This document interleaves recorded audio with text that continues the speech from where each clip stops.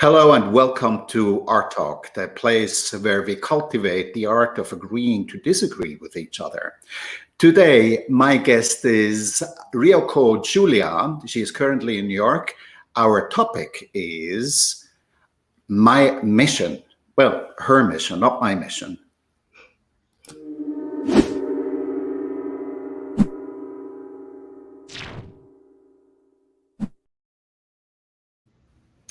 Hello, Ryoko. Hi, thank you for having me. You're very welcome. It's a great pleasure and honor for you to be here. Thank you for taking time. You're currently in New York and Washington, D.C. Sorry? I'm currently in the suburbs of Washington, D.C. Oh, sorry. That just shows how well I know you. Not very well at all. Actually, I'm going to ask you to introduce yourself because there's very little I can tell about you. But I would like to say a few words to my viewers how we got to meet each other. Because Ryoko and I only have spoken once in preparation to this conversation where we discussed, do we want to do it or not, and what are we going to talk about? And I was introduced by Hiroshi Doi Sensei to Ryoko. I have been in conversation with Hiroshi Doi Sensei for a while, asking him whether he would like to participate in one of the art talks. And he felt he's a little frail. And in the conversation, he also said that he's getting on a little bit in age and he feels a little frail. But thanks to the fact that talented masters have been born all over the world, he recommended I speak to you, Ryoko. Also because you speak very excellent English. Then Doi Sensei says about you also, she is a member of the Modern Spiritual Healing Association, a board member of Doi Sensei's association, coordinating affairs on an international level. So very welcome to Art Talk.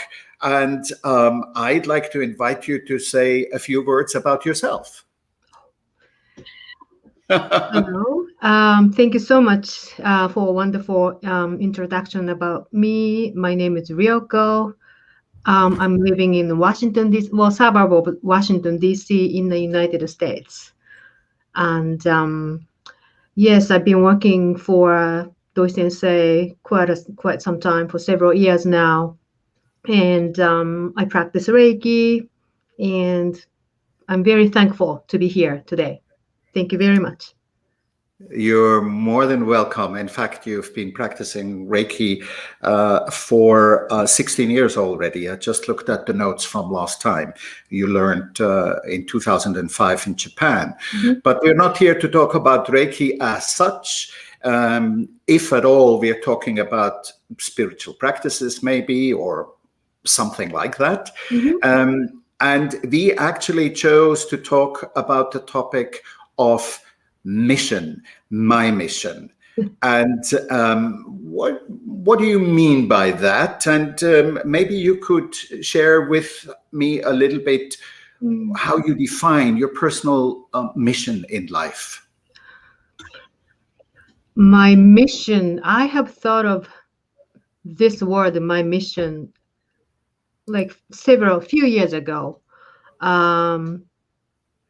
That I thought I was born to this world to pursue this mission, which is to promote, of course, to myself too, but to promote spiritual development of each person in this world. So everybody, including myself, everybody can work on themselves through any kind of spiritual practice. It can be Reiki, it can be meditation, it can be any spiritual practice. But if each one of us work on ourselves to improve our spirituality, I think that will really change the world to be a better place. That's what I thought 3 years ago. And then that has been my mission. And in my case, that's through Reiki. Thank you very much. Actually, you know, when Doi Sensei in the email correspondence spoke about how many people all over the world are practicing and have matured into also becoming Reiki teachers, and then he recommended that I speak to you. I'd like to show actually a picture of, I'm sorry, I made the mistake. Here we go. I wanted to actually share also a picture of Doi Sensei with us. And I prepared that also with a little text, you know, for us Westerners, the Japanese writing is very aesthetical, and I of course don't understand it. I had to use a translator to help me understand, but this was actually when he was speaking about you, Julia. And that brings me a little bit to another topic. You know, how do you bridge your mission in life with being obviously of Japanese descent, and you're living in America, close to Washington, D.C., I've just learned. How do you bridge that divide between East and West? Is there a duality which has an impact on your living out what you feel your mission is? Do you know what I'm asking? Yes, I think so. I think so. Yes, it is quite different cultural differences between East and West, especially Japan and probably US. That's very different. And myself, I have been having hard time adjusting myself in culture in the US. That is true. And through all these experiences I have been through in the US and in Japan too, and in also teaching Reiki to American people and Japanese people, all through these experiences, I think it is very, very possible to be on the same page if we talk together. For example, when I teach something like Reiki, I mean Reiki obviously because I teach it and I do it for my life, but most people understand what I'm trying to convey through this Reiki practice. And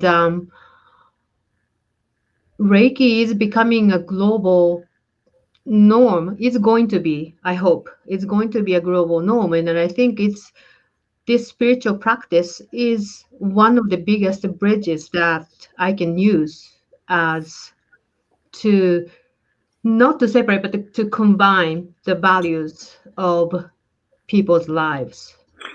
I'm not sure that's addressed actually my question yet. Okay.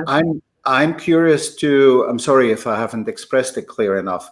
You know, I've learned Reiki in Asia. I've taught Reiki in Asia. I've lived a long time in Korea, in Hong Kong. I spent a lot of time in Japan. But I'm a white long nose in Hong Kong. They call me a foreign devil with a long white nose. Oh, never mind. I think it's rather cute, actually. And what I want to say with that is there is obviously a difference, and it's a visible difference. But I also found that underneath it all, there isn't so much difference. I recently spoke to a lady in Sweden. I recently spoke to somebody in America also. And very often I hear the statement, well, you're Swiss, René, you don't understand. We in Scandinavia or we in India, and by the way, these are two places where I have heard this sentence repeatedly. we are different to the rest of the world. But I mean, the very fact that, say, a Norwegian and an Indian person are saying the same thing is showing that it must contain some illusion, a degree of illusion, that maybe below the surface we are closer and more of the same than maybe the surface, the long nose, the white face is showing. So I was alluding to you being in America, being Japanese, having a mission, wanting to contribute to humanity. And I was wondering whether you find that you're confronting discrimination, whether you're confronting problems with communicating because they don't understand your culture. Either way. So tell me a little bit about that.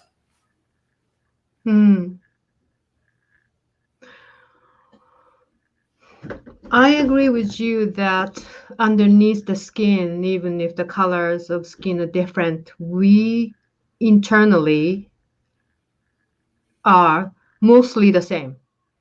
I can say that. I feel that. I feel that. Though some other people may have different opinions, but I do feel that.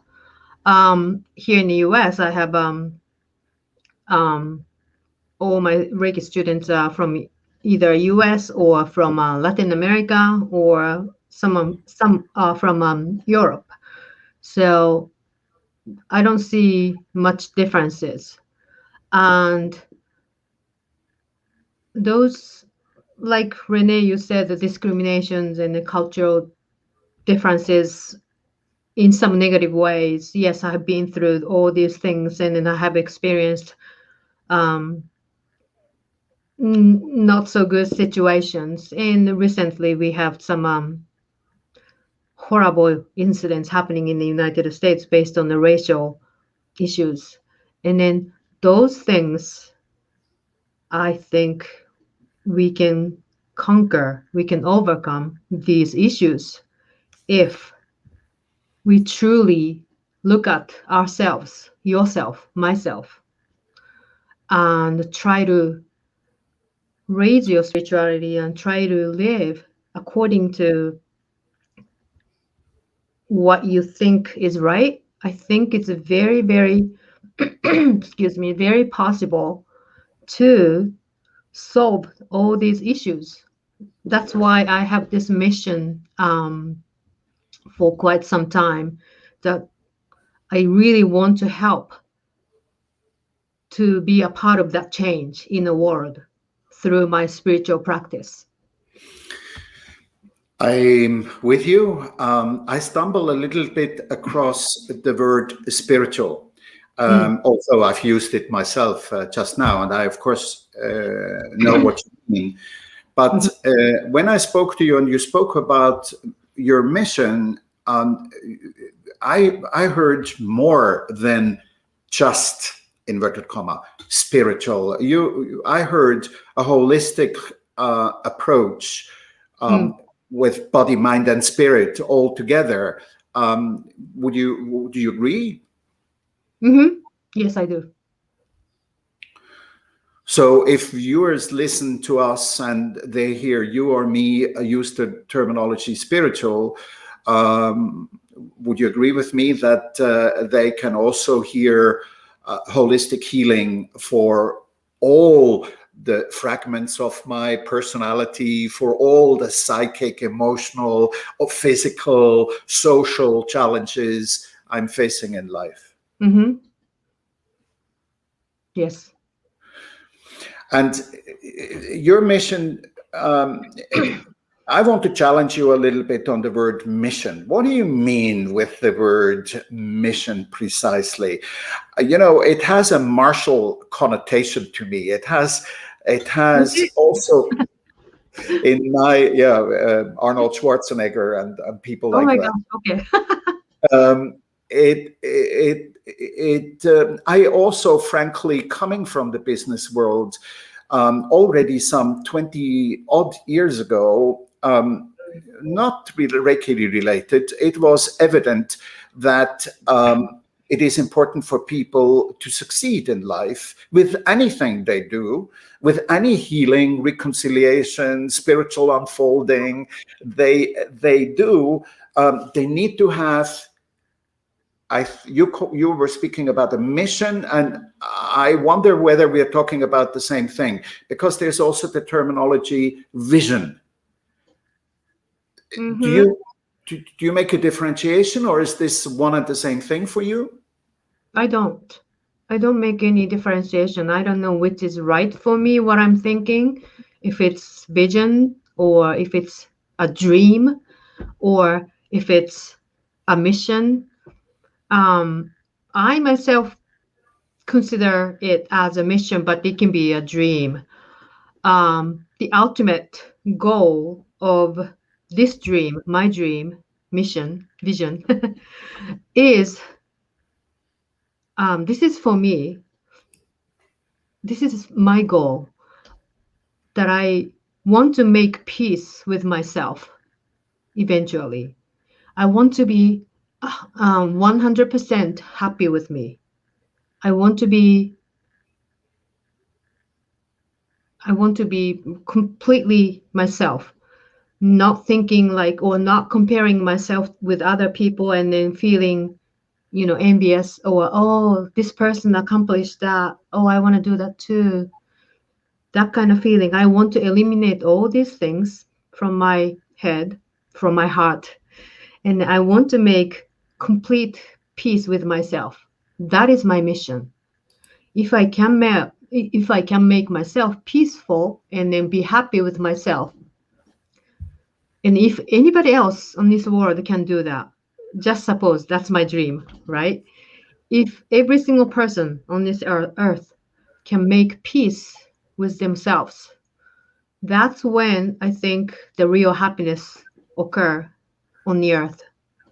So that's what of course, I don't think I can really achieve that in my lifetime, but it takes so many people's time and then lifetimes.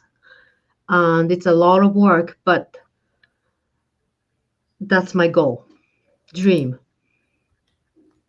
Well, this is wonderful. Thank you very much. It's very touching to listen to you. Thank you. Oh, thank you. I disagree with you on one point, of course, that it is a very hard thing and that it takes a long time. I think all the truly great and inspired human beings, I'm thinking of Jesus Christ, of Buddha, and if I understand halfway correctly what they said, in Christian terms, they would say the paradise is thy now, and enlightenment is here for you any given moment right now. So that which you described, I would like to think, and I would like to wish for you and for everyone else that, who knows, maybe it's easier than sometimes we think. I think so. I think it is right now. It is a paradise. The happiness is right here at this moment. Everybody has it. I have it. You have it. It's just a matter of realizing it. If you are happy, you are happy. You have to realize that you have everything. You are happy. You are doing what you want to do, and that's the state everybody probably should be thinking, I think. That's the first step to make yourself really happy and make peace with yourself. That's I'm trying to remind myself every single day about where I am right now and how lucky I have been to be able to be here now. And then I think that's what I want. I'm talking about this in my Reiki teaching too, but I think that is very important for everyone to think about it. Yes, and I think for any teacher of a holistic spiritual practice, whatever, I think the teacher's authenticity is a very important part. And that includes, of course, also your own healing process. That also includes, I, like you, I'm quite openly sharing how I got to Reiki, the challenges I had, how Reiki or whatever the spiritual practice is cannot be expected to be an immediate remedy against everything.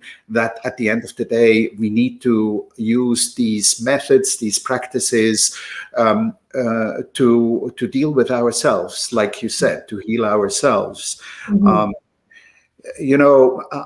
Coming back on that question of, and it's not about the words, it doesn't matter whether one says vision or one says mission. In business school, they have this argument and talking about the mission being something which is definable, which has a finishing line, which you can measure.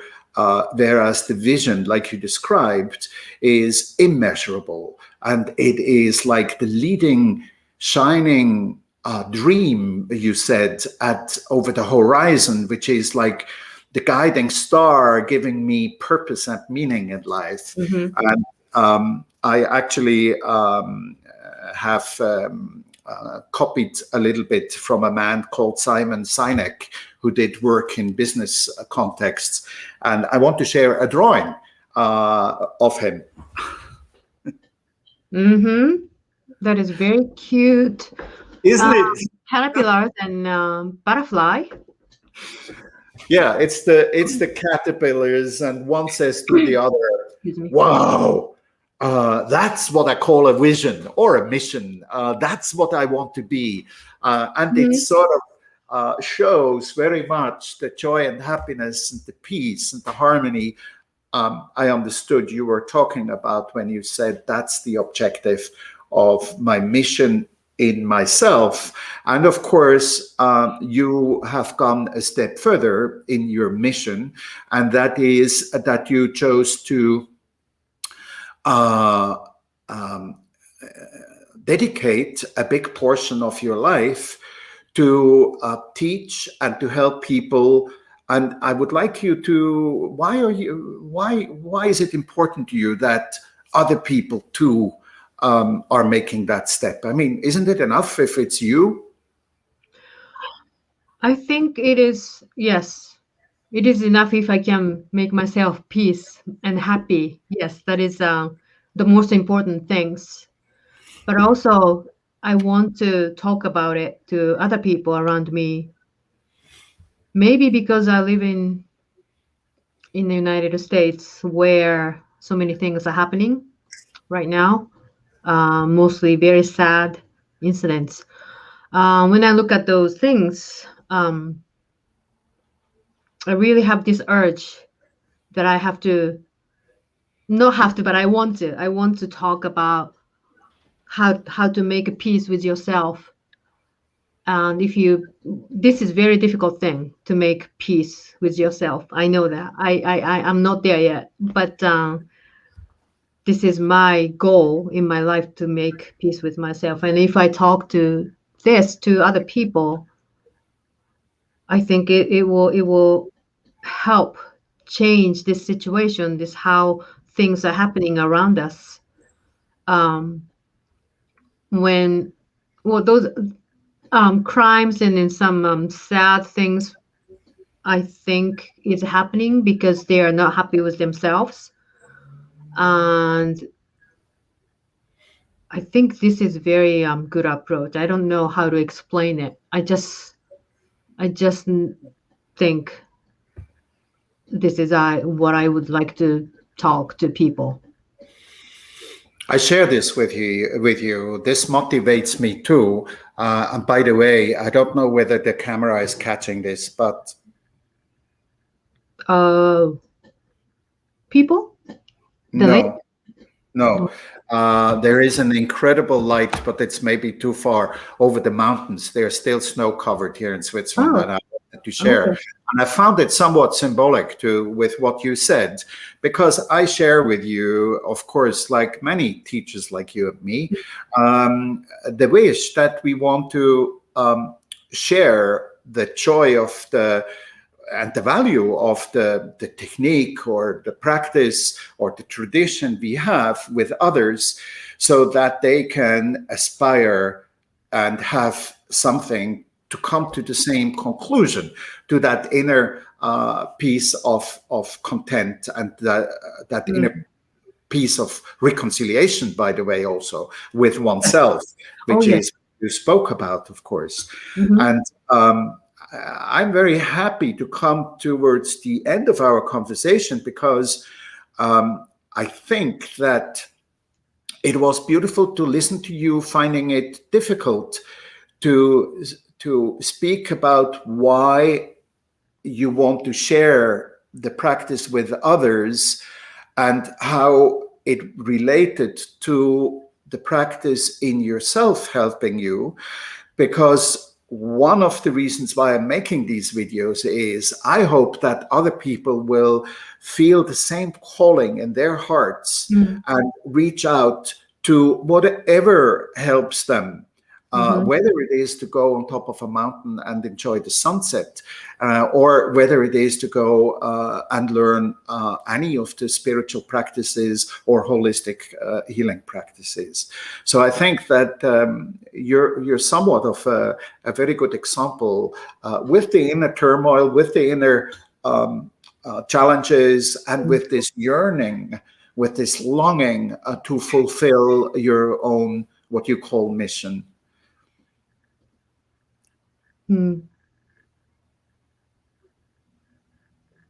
I'm sorry, what's your question? You have to cut here. Okay. No question. Okay, I thought you asked me. No. I'm just pausing to enjoy the moment for a moment, and to give you maybe a final statement. How do you feel with our conversation right now? How did this go for you? Is there something you still want to add? No, I don't know if I was able to convey what I was trying to say to your questions, but I think it was a great. I thought I just now I thought, because you said reconciliation within yourself, within myself, it's the same thing, to make peace with yourself. So I think that's your video's theme of reconciliation with other people or other groups of people, other theories, other systems. I think I just thought just now, thanks to Renee's conversation, but to be connected with other people, or to be reconciled with other people or other system, whatever it is, you need to make reconciliation within yourself first. Otherwise, you will not be able to be successful in reconciliating with other things, other people, other systems. Yes. I think it's all comes from internal ourselves, and then everything around us is a reflect of what you're thinking and what you're doing within you. So that is part of maybe the reason. I have to say really thank you to Renee, that I realized just now that making peace with yourself equals to making or reconciliating with yourself within you. Then you will make peace with other people or other systems, other groups. That is a great discovery in this conversation with Renee. Thank you. Oh my God. Thank you also. Thank you. That is great. And, that is true within families, within relationships, within organizations, within nations, between West and East, where we started our conversation. So very wonderful closing of today's session. I thank you very much, Ryoko. Thank you very much for having me. Thank you. And I say goodbye to you, and I want to quickly say goodbye to my viewers. Thank you, Ryoko. Thank you. Bye-bye to America. Thank you, my dear viewers. I hope you've enjoyed this. See you in 3 weeks' time. Bye-bye for now.